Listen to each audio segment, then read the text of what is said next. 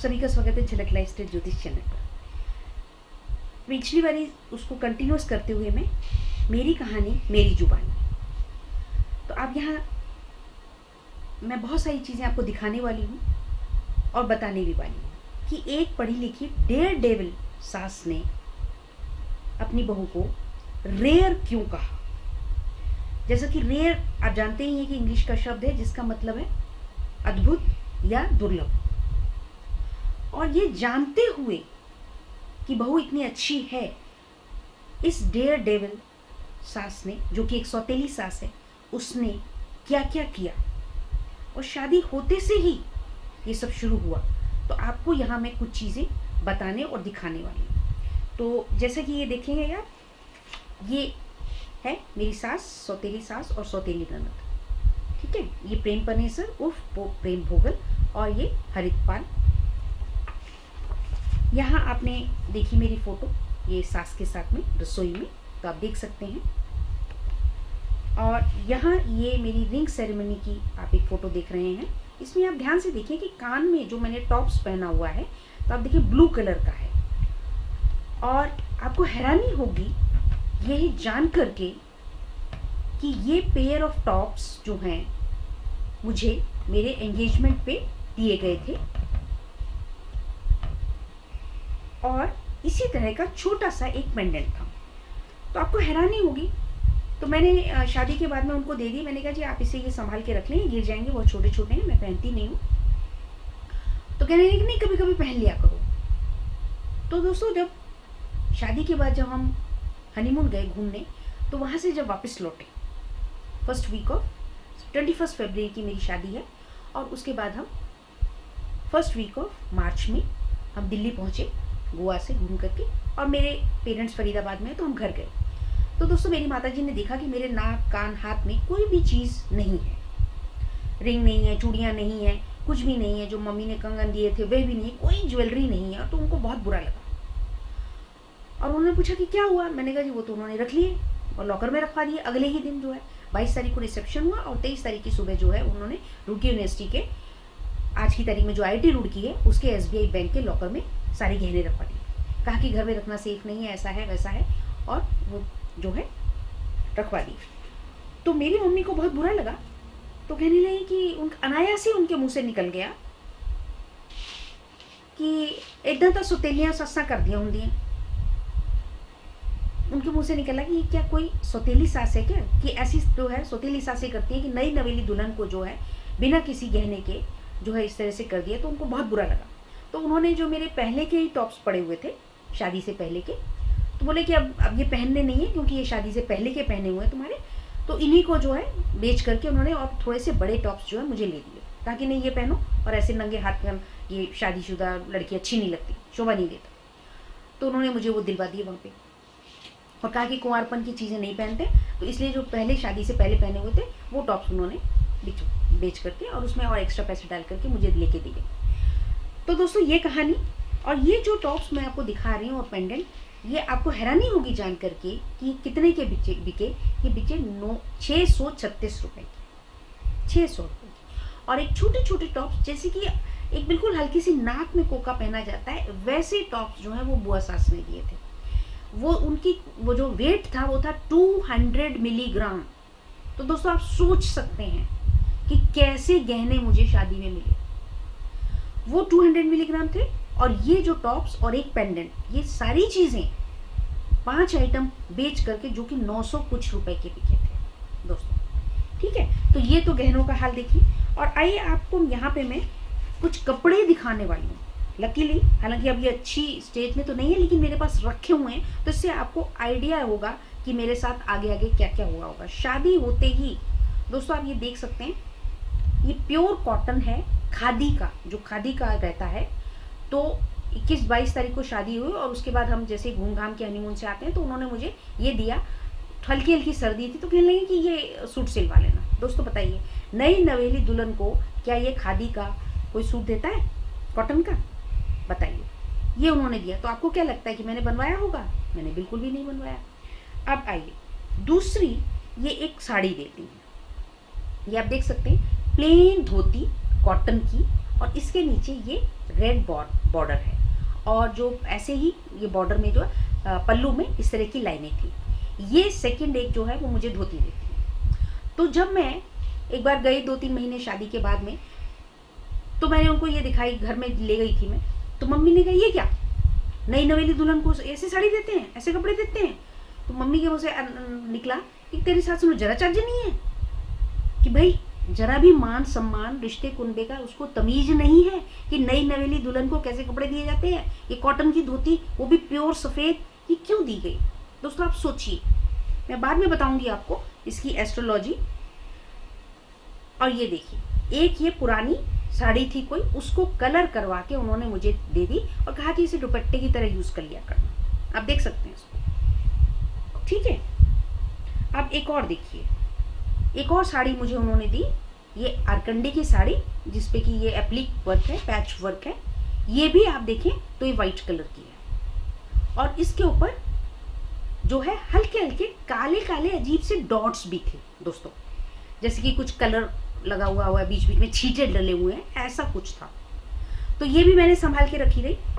और फिर मैंने इन पुरानी सब चीज़ों का किया क्या दोस्तों, जब मेरा बेटा हुआ तो उसके बाद में फोम की शीट्स मार्केट में मिलती हैं, तो मैंने उनको जो है इन सारी साड़ियों को एज ए कवर जैसे कि सिला जाता है रजाई के ऊपर, कवर सिल करके मैंने फोम शीट्स डाल करके पूरे कमरे में नीचे बिछा दी थी, कि जहाँ पे हम बैठ करके खेला करते थे। और दिखाती हूँ आपको मैं, ये एक कॉटन की कोटा चेक की साड़ी है, ये भी कोई किसी ने गिफ्ट की थी, तो ये उन्होंने मुझे दी, ठीक है। अब ये पड़े पड़े कपड़े जो है गल गए हैं। और एक ये देखिए दोस्तों, जो बुआ सास हैं वो इस तरह की मल्टी कलर्ड सिंथेटिक साड़ी नई नवेली दुल्हन को देती हैं, भतीजे की दुल्हन को वो ये देती हैं। और कौन महिला, जो कि माता सुंदरी कॉलेज में रीडर थी, और उनके अपना कोई बच्चा नहीं था, और आगे रिश्ता कुनवा कोई था नहीं, एक भाई और उसके एक भतीजा, और आगे जो है जसपाल सिंह है वो हैंडीकैप्ड है देवर, जिसकी मैंने आपको फोटो दिखाई है, पिछली वीडियो में दिखाई है। तो आप सोच सकते हैं कि कैसी मानसिकता इन औरतों की है। एक और साड़ी दोस्तों देखिए, ये भी कोई गिफ्ट में थी, तो ये उन्होंने मुझे दे दी। तो इस प्रकार से दोस्तों ये कपड़े जो हैं मुझे दिए गए। और आपको हैरानी होगी कि शादी के कुछ समय के बाद में हमने एक सूट खरीदा था, 6 महीने के करीब बाद में। ये आप सूट देख सकते हैं, इस तरह से येलो कलर का था, ये इसका नीचे का है, बहुत लंबा था ये, और ये इस पर एम्ब्रॉयडरी थी। और टोटल दोस्तों ये सेल में से लिया था, सिर्फ 125 रुपये का था। तो दोस्तों इस सूट के ऊपर भी घर में इतना हंगामा हुआ था कि इतना खर्चा किया, इतना खर्चा किया, इतनी खर्चीली है। अब आइए दोस्तों मैं बात करती हूँ कि जो मेरी सास ने कहा, शादी होते ही ये कपड़े दिए, और उसके बाद में जो पुरानी लिपस्टिकें और डब्बे भर के 2 रखे हुए थे फ्रिज में, बिल्कुल घिस चुकी थी लिपस्टिकें, वो मुझे 2 डब्बे निकाल करके दे दी कि बाहर से कुछ मत खरीदना, खर्चा मत करना, हमारे पास बहुत लिपस्टिक्स हैं, हर शेड है, तुमने इसमें से यूज़ कर लेना। अब जब मैंने खोल खोल के एक एक लिपस्टिक देखी, तो दोस्तों वो अंदर तक घुसी हुई है, बिल्कुल घिस गई हैं, पुरानी है, तो उसको क्या लगाती मैं। और दूसरी बात, बीइंग ए साइंटिफिक बैकग्राउंड से एक रिसर्चर लड़की जो अभी पीएचडी करके आई है, तो मैंने अपने हस्बैंड को बोला, मैंने कहा देखिए इतनी पुरानी लिपस्टिक्स तो इनको खुद भी नहीं यूज़ करनी चाहिए, क्योंकि वो जो है टॉक्सिक हो जाती हैं। इसीलिए जो है ऐसी चीज़ों के ऊपर क्यों है, कॉस्मेटिक के ऊपर क्यों है एक्सपायरी डेट, इसीलिए है दोस्तों कि आपको उसको एक समय के बाद उसको नहीं यूज़ करना है, वो अनहेल्थी हो जाता है। तो मैंने कहा हो सके तो आप खुद बोल दीजिए, मैं तो बोल नहीं सकती, इनको खुद भी नहीं लगानी चाहिए, और मैं इसमें से कुछ भी यूज़ करने वाली नहीं। तो दोस्तों आप देख सकते हैं कि कितने समझदार लोग हैं, सो कॉल्ड उस किसी जमाने की बीए पास, बीएचयू में बनारस में एक महिलाओं का जो है स्कूल है, कॉलेज था, वहाँ से इन्होंने उस जमाने में वसंता कॉलेज से बीए किया था। आप देख सकते हैं मेरी सासू माँ को, और विदाउट स्लीव, मोस्टली ये विदाउट स्लीव ही पहनती हैं, चाहे सूट हो चाहे साड़ियाँ हो, विदाउट स्लीव ही पहनती हैं, और इंग्लिश बोलने वाली। और दोस्तों आपको हैरानी होगी ये जान करके कि सास ससुर आपस में बंगला में बात करते थे, या इंग्लिश में बात होगी, हिंदी पंजाबी में बात नहीं होती थी। तो दोस्तों ये देखें, अब क्या हुआ कि 2-3 महीने के बाद ही मेरी सिस्टर इन लॉ ने बोला कि मम्मा she is good at everything, I can not control her. दोस्तों ये बताइए, भाई की पत्नी को, बहन को कंट्रोल क्यों करना है और क्या कंट्रोल करना है? तो कहती है better you get her divorced. तो क्या कहा प्रेम पनीसर जी ने, वो शब्द मैं आपको बताने वाली हूं। कहती है मेरे हस्बैंड को घर में किट्टू बोला जाता है, तो कहने लगी Kittu is a lucky boy who has got such a life partner, she is a rare girl. दोस्तों रेयर का मतलब इंग्लिश में जो है होता है अद्भुत या दुर्लभ। हमने तो दोस्तों जो रेयर वर्ड है मोस्टली हमने पीरियोडिक टेबल में केमिस्ट्री में पढ़ा था। रेयर अर्थ एलिमेंट्स होते हैं जो कि बहुत कम क्वांटिटी में अवेलेबल हैं, तो उसको रेयर अर्थ एलिमेंट्स कहा जाता है। और इंग्लिश में रेयर मीन्स दुर्लभ। तो आप सोचिए दोस्तों, जब उसको अच्छी तरह से पता था, क्योंकि मेरे हस्बैंड की पत्री तो उनके पास है, और मेरी जो मदर इन लॉ है दोस्तों, ये लाल किताब की बड़ी पारखी है और दूसरा न्यूमरोलॉजी में भी ज्ञान रखती है। घर का जो नंबर था, फोन नंबर था 94 विज्ञान को, जो उस समय की IIT रुड़की, आज रुड़की यूनिवर्सिटी और आज का IIT रुड़की, तो उन्होंने मुझे याद दिलवाया था, कह लेंगे देखो ऐसे याद कर लो 74796, मतलब 47 में हमारा देश जो है फ्री इंडिपेंडेंट हुआ था, इंडिपेंडेंस हमें मिली थी, और जो 96 है वो हमारे मकान का नंबर है, और आगे 7 और लगा दो 74796। तो ऐसे उन्होंने मुझे जो है याद दिलवाया था, और इसी तरह से उनको जो है वो याद करती थी। स्कूटर का नंबर भी उन्होंने कुछ ऐसे ही याद कर रखा था कि हमारे स्कूटर का नंबर कुछ ऐसा है, और लाल किताब के ये। तो दोस्तों ये जो अजब गजब सी चीज़ें घर में हो रही थी, तो मुझे समझ में नहीं आता था। जैसे एक अपने कपड़े के जूते थे काले से, गंदे से, और वो मुझे दे दिए कि नहीं घर में पहन लिया करो। मैं कहा कि मेरे पैर तो बहुत छोटे हैं मामा, मेरे तो ये आएंगे नहीं। नहीं नहीं कोई बात नहीं, कभी कभार पहन लिया करो। दोस्तों ये क्या है, मुझे समझ में नहीं आता था कि ये क्या है। और दोस्तों अब एस्ट्रोलॉजर्स इस चीज को सब समझ रहे होंगे। ये सफेद कपड़ा देना, कॉटन देना, फिर क्या है 2 साड़ियां देना एक साथ, इसमें से एक चूज कर लो, ये क्या है? ये सब लाल किताब के टोटके हैं। मैं उनके जूते क्यों पहनूं, और वो भी पुरानी जूती? आपको पता है एस्ट्रोलॉजी में बहुत बुरा माना जाता है किसी की चप्पल पहनना, वो जबरदस्ती जो है। और फिर क्या है, हमारे कपड़े पहनो, हमारा शॉल ले लो, हमारा स्वेटर पहनो।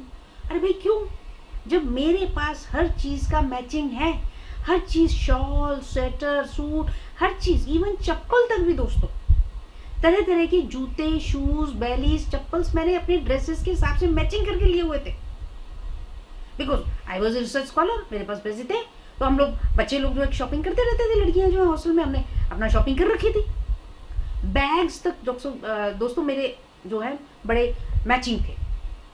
तो मुझे जबरदस्ती हमारा शॉल ले लो। मैंने कहा कि मेरा है अपना स्वेटर मैचिंग। नहीं नहीं नहीं, उसको मत निकालो, मत निकालो। क्यों निकालना, उसकी क्रीज खराब हो जाएगी।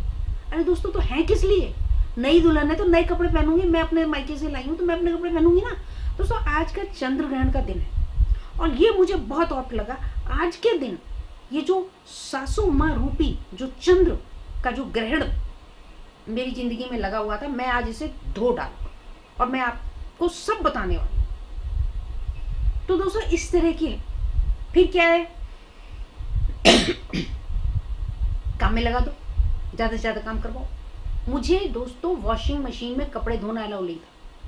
कहेंगे नहीं नहीं, हम वॉशिंग मशीन में कपड़े नहीं धोते हैं, सिर्फ जेंट्स के कपड़े धुलते हैं, हम डैडी के कपड़े धोते हैं, और हम सब लेडीज जो हैं अपने अपने कपड़े नहाते समय खुद धोती हैं। तो दोस्तों मैंने अपने कपड़े खुद धोया करने, और मोस्टली तो दोस्तों हैवी सूट्स थे, तो वो तो ड्राई क्लीन ही होंगे ना दोस्तों। अब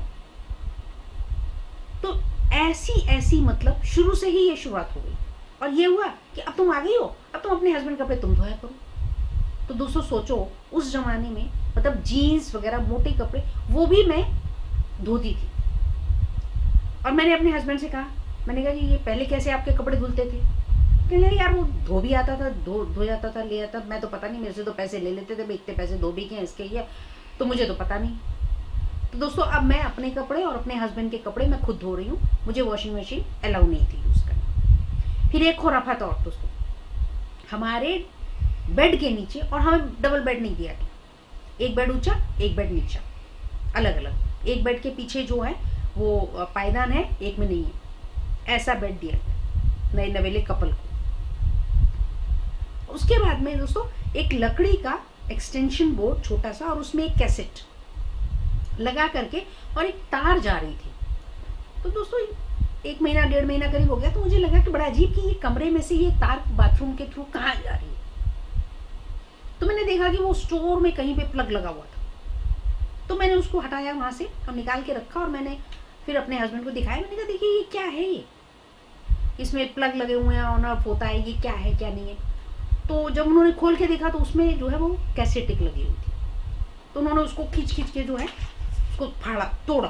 आपको याद होगा पहले जो कैसेट चला करती थी, रिकॉर्डिंग वाली कैसेट छोटी छोटी, और फिर उन्होंने नाराजगी भी जताई कि क्या है, क्या तमाशा है।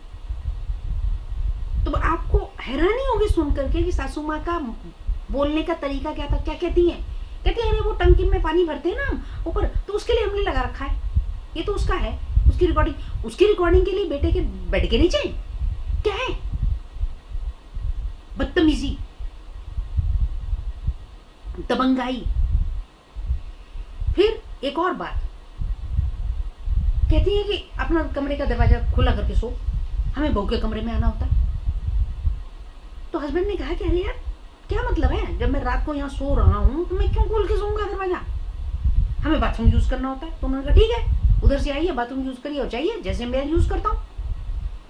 उधर से दरवाजा, दूसरा कमरा है अटैच, तो वहां से हम बंद करते हैं, यूज करते हैं, उसके बाद दरवाजा खोल देते हैं ताकि दूसरे कमरे वाला आ जा सके। मेरे कमरे का दरवाजा अंदर से आपको खुला क्यों चाहिए? ये बेवकूफी। अब ये क्या है ये आप ही समझे। फिलहाल ये जो था डे टू डे का, ये छोटी छोटी चीजों का टॉर्चर। उसके बाद दोस्तों पूरा कुनबा वहां पे, मैंने आपको फोटोग्राफ्स दिखाए हैं कि मामा मामी जी, ये देखिए मामा जी का बर्थडे मनाया जा रहा है, मैं उनको केक खिला रही हूँ। इसी प्रकार से मामी जी का बर्थडे भी वहां मनाया गया, उनके आगे पोती का भी, मतलब पूरा कुनबा चल रहा है। तो दोस्तों आपने देखा कि एक महिला ये जानते हुए, और जो कि एंगेजमेंट के टाइम रादर जब मुझे पहले दिन देखने गया उसी दिन कहा she is a diamond, she is a gem. आप सोचिए कि एक जो बच्ची अपने माता पिता के घर में डायमंड थी, जेम थी, जिसको कि आप लाए अपने घर में, और उसके बाद में क्या हाल आप करते हैं। फिर ये कि हमारे पुराने कपड़े पहनूं, ननद के पुराने कपड़े मुझे दिए जा रहे हैं, भाई क्यों पहनूं, मेरे तो जब नए कपड़े हैं अपने हैं तो मैं तो अपने पहनूंगी ना, मैं उसके क्यों पहनूं। मतलब हर चीज जो है उनकी यूज पुरानी वो पहनी जाए। ये सब क्या था, ये बड़ी बातें अजब गजब मुझे लगती थी दोस्तों, क्योंकि मैं तो एक बहुत सिंपल परिवार की लड़की, हमारे घर में तो ये सब था नहीं। फिर उनकी कुछ ऐसी सीख मुझे देती थी, अरे भाई घर गृहस्थी तो छल बल से चलती है। अब बताइए दोस्तों, मेरे हिसाब से, मेरे घर के संस्कारों के हिसाब से घर गृहस्थी संयम, समर्पण, सेवा और प्यार से चलती है।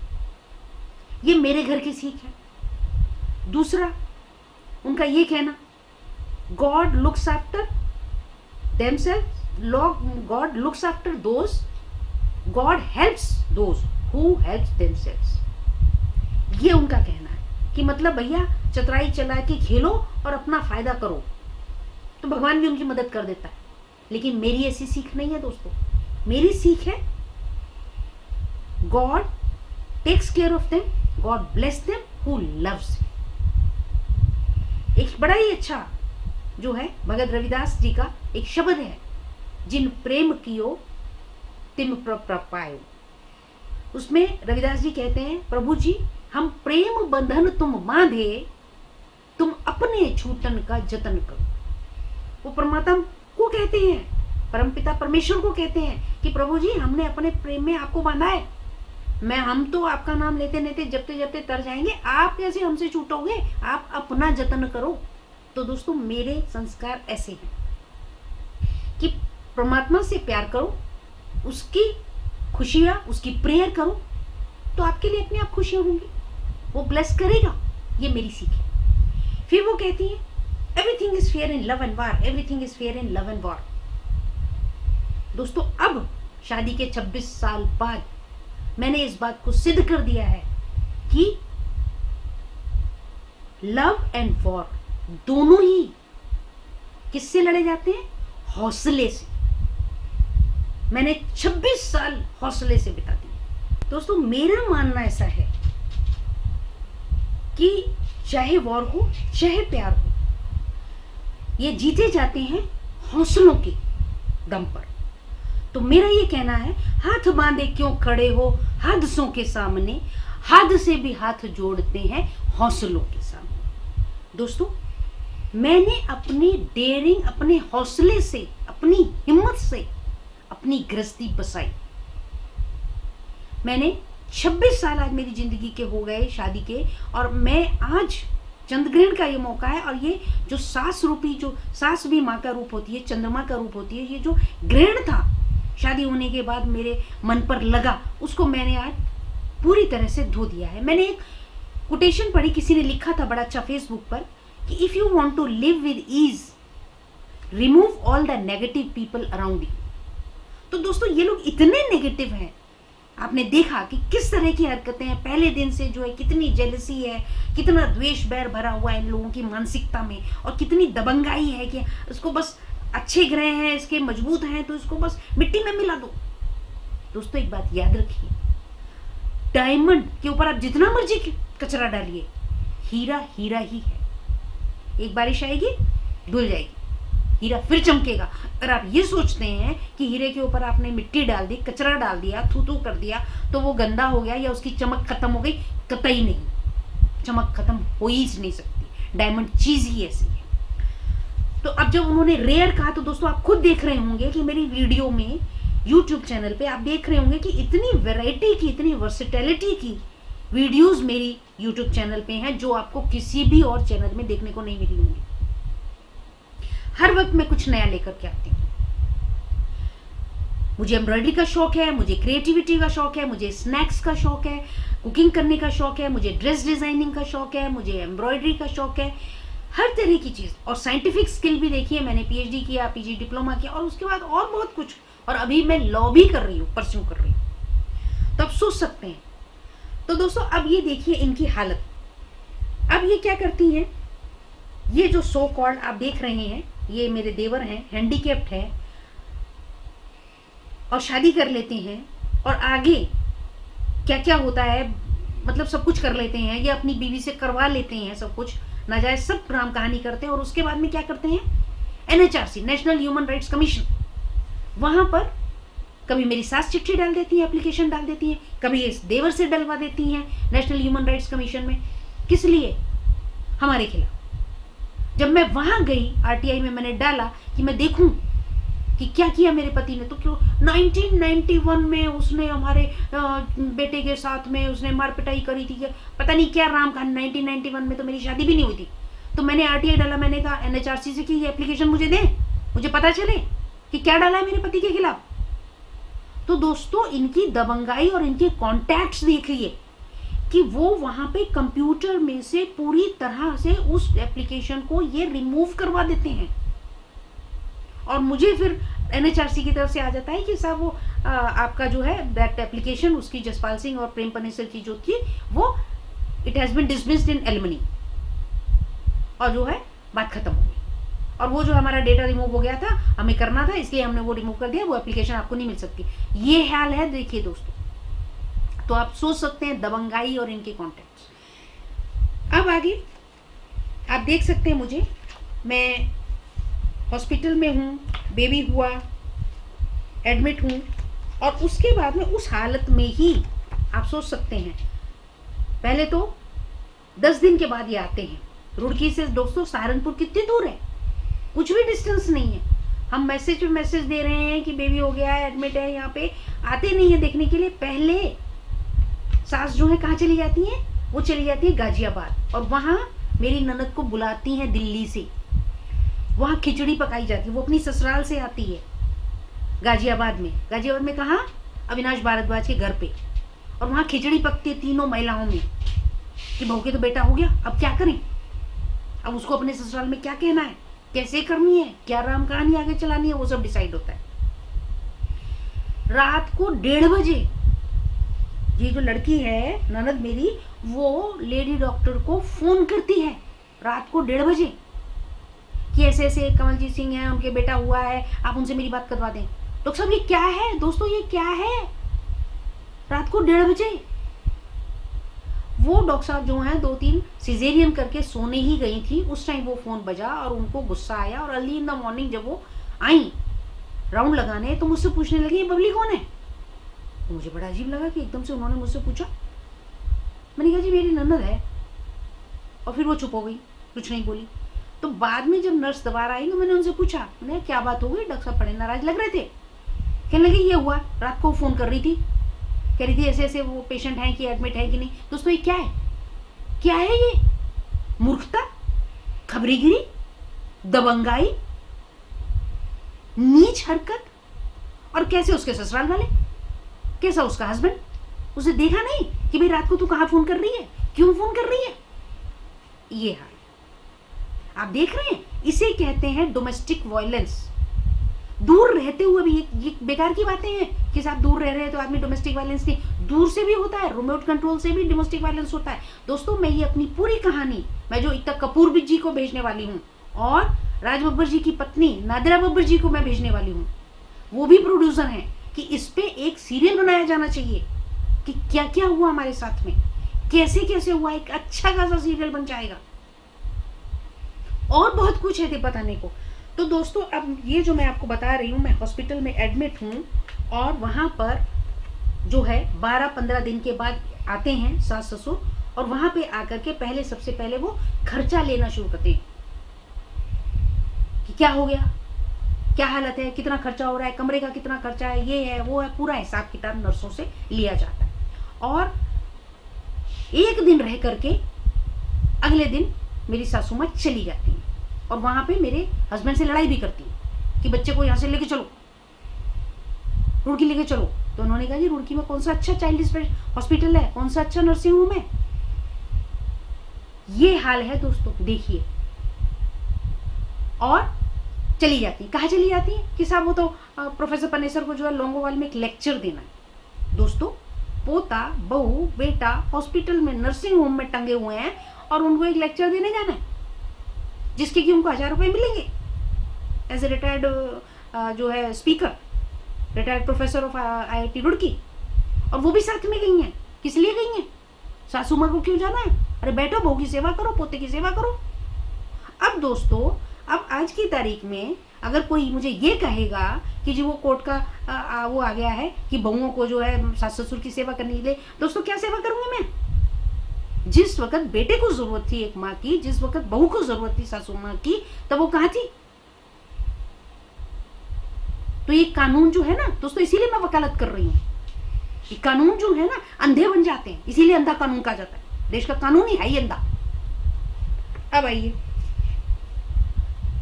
रात भर दोस्तों एक दिन सिर्फ मेरे घर रहती हैं, एक दिन बेटे के घर माँ रहती है और सारी रात बैठ करके पूरा घर खकोलती है। बेटा हॉस्पिटल में है, नर्सिंग होम में है बहू के साथ, पोता वहाँ एडमिट है, बहू वहाँ है।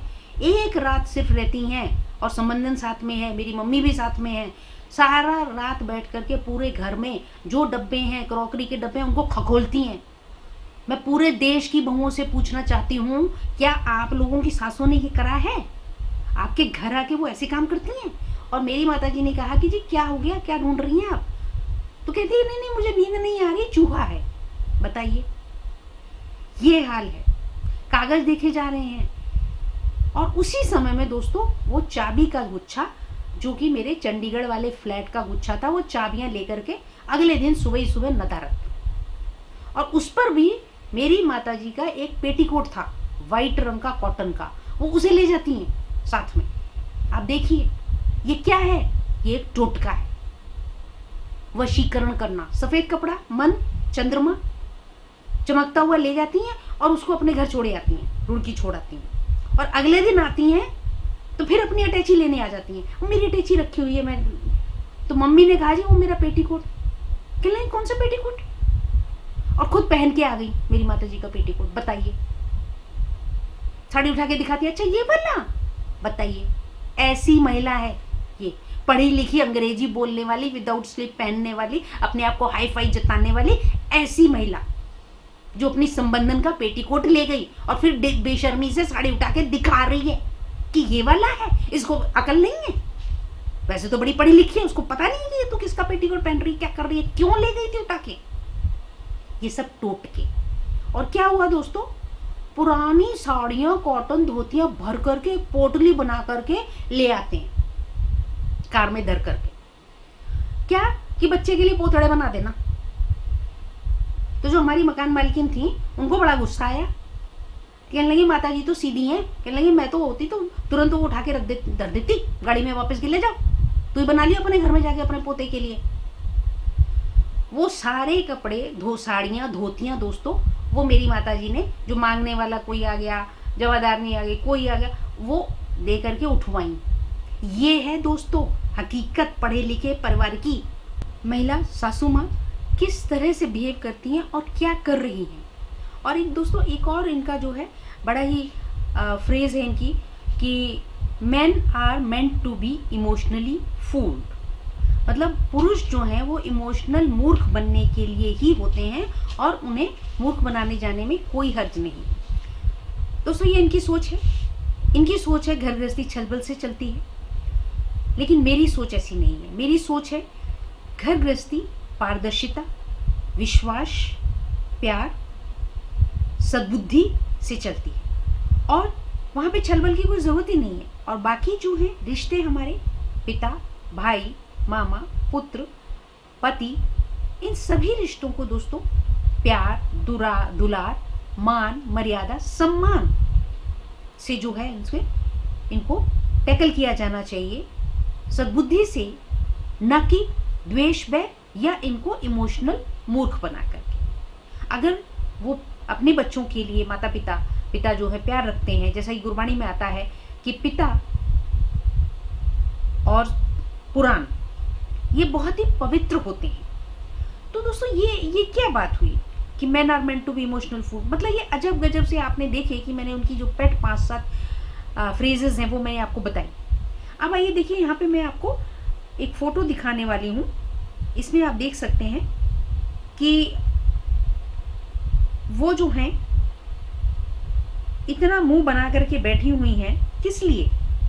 ये देखिए, आप ये देख सकते हैं। आप यहाँ पे आप देखिए, बहुत ही जो है आंखें बंद करके मुरझाया हुआ चेहरा। किस लिए? जब आप फेसबुक पे अपनी डाल रही हैं फोटो, तो किस लिए ये उदासी, किस लिए? आइए अब मैं दूसरी फोटो आपको दिखाती हूँ। ये आपने देख ली, ये मेरे देवर हैं, जसपाल पनेसर है, और पीछे जो हैं आप बच्चे देख रहे हैं, 3 बच्चे हैं पीछे। और अब मैं आपको दूसरी फोटो दिखाती हूँ प्रेम पनेसर जी की। ये देखिए, यहाँ देखिए दोस्तों, यहाँ देखिए वो कितनी खुश हैं, कितनी बड़ी स्माइल चेहरे पे, ये आप देख सकते हैं क्लियरली। क्यों? क्योंकि वह विक्रमजीत सिंह भोगल के साथ है। वो कौन है? जो कि प्रेम भोगल और प्रेम पनेसर जी के अपने अंश हैं, अपने पुत्र हैं। इसलिए आप देखिए चेहरे पे कितनी खुशी है। दूसरी फोटो आप देखिए, एक और मैं दिखाती हूँ। ये देखिए, यहां भी आप देख सकते हैं मुस्कुराता हुआ चेहरा। आप खुद देखें, इतनी खुशी किस लिए है? क्योंकि उनका अपना अंश जो है वो उनसे मिलने आया है। जैसा कि मैं पहले ही पिछली वीडियो में भी बता चुकी हूँ कि विक्रमजीत सिंह भोगल के लिए जो है रात में भी डिनर में जो है पराठे बने, तब तेल का खर्चा नहीं हुआ। और कमलजीत सिंह के लिए उनकी पत्नी ने, बहू ने सुबह नाश्ते में पराठे बना के दिए, लंच बना करके दिया, तो तेल का खर्चा बढ़ा दिया बहू ने। दोस्तों आपने खुद देखा। और जब हम घर जाते हैं 2008 में, तो प्रेम पनेसर आस पड़ोस के लोगों को इकट्ठा कर लेती हैं, भीड़ इकट्ठी कर लेती हैं। 2006 में मेरे फादर इन लॉ, डैडी जी की डेथ होती है, तो हमें इन्फॉर्म नहीं किया जाता है। ये देखिए। और उसके बाद जब हम घर जाते हैं तो हमें घर में घुसने नहीं दिया जाता है, कहा जाता है कोर्ट का ऑर्डर लाओ। ये विक्रमजीत सिंह भोगल जो है कोर्ट का ऑर्डर लाए थे। वो किस हैसियत से वहां आए थे, किस रिश्ते से वहां आए थे? क्योंकि वह अपना पुत्र है, इसलिए। कितना चेहरे पे दुलार है, देखिए आपके सामने है। यही चीज मैं तब शादी होते ही मैंने फील किया और मैंने बोल दिया कि इस लड़के का आपकी मम्मा से कोई ना कोई रिश्ता जरूर है। दोस्तों देखिए, एक तो मैं साइंस स्टूडेंट हूँ, दूसरा पढ़ी लिखी लड़की थी, सद्बुद्धि थी।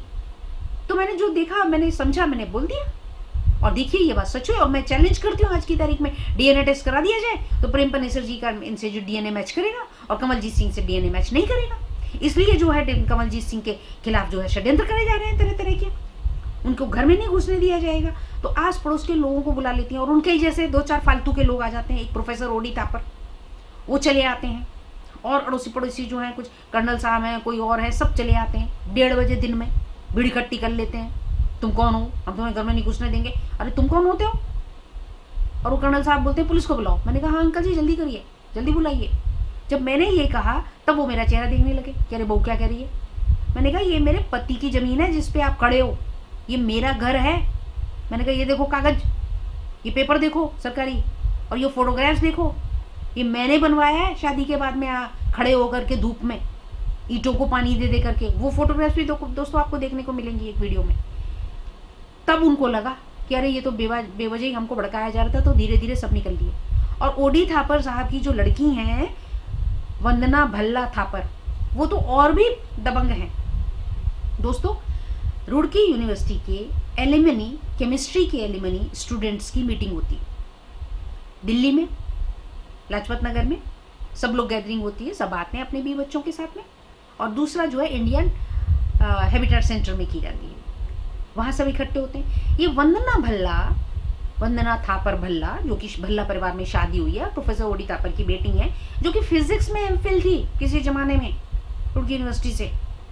वो केमिस्ट्री वालों की गैदरिंग में आती हैं और अपने पति के साथ आती हैं। और उनके पति भी कितने ग्रेट हैं कि वो आ जाते हैं। उन्होंने एक बार नहीं कहा कि अरे वंदना तुम किस हैसियत से जा रही हो, तुम तो फिजिक्स की हो, ये तो केमिस्ट्री एलिमनीज की गैदरिंग है। और वहां आकर के हमको पति पत्नी को देख करके फोन खटखटा के किसी को बताती हैं कि they are in high spirits. क्यों भाई दोस्तों, क्यों नहीं होंगे हाई स्पिरिट्स में? अरे क्यों फुक रही तुम्हारी? हम पति पत्नी प्यार से रह रहे हैं, तुम्हें क्या हो रहा है? खुद भी तो वो अपने पति के साथ घूम रही है, आए दिन गुड़गांव में पार्टियां करती रहती है। क्या है ये है रुड़की यूनिवर्सिटी की दबंगाई। आप समझ रहे हैं? प्रोफेसरों की दबंगाई, प्रोफेसरों की लड़कियों की दबंगाई। तो दोस्तों आपने ये देखा इस तरह से, और आप देखें और समझें। ये मैंने आपके साथ शेयर किया। आगे और भी वीडियोस होंगी इसी प्रकार की, लेकिन आज चंद्र ग्रहण था, तो आज मेरा मन बहुत व्यथित था, तो मैंने ये सारी बातें आपसे शेयर की हैं। इस वीडियो को ज़्यादा से ज़्यादा शेयर कीजिएगा ताकि समाज तक ये पहुंच पाए। और मैं बहुओं का आह्वान करती हूँ, तो मैं देश भर की बहुओं का आह्वान करती हूँ, जिन बहुओं के साथ ऐसा ही हो रहा है और उनके बुरे एक्सपीरियंसेस हैं या टोने टोट के जादू मंत्र के एक्सपीरियंसेस हैं दोस्तों, उसको जो है आप जो है भेजें मुझे, और मैं उसमें आप चाहेंगे तो आपका नाम नहीं बताया जाएगा और मैं उस पर वीडियो बना के डालूंगी। एस्ट्रो क्राइम सीरीज के अंतर्गत मैं डालूंगी। Thank you very much for watching this video.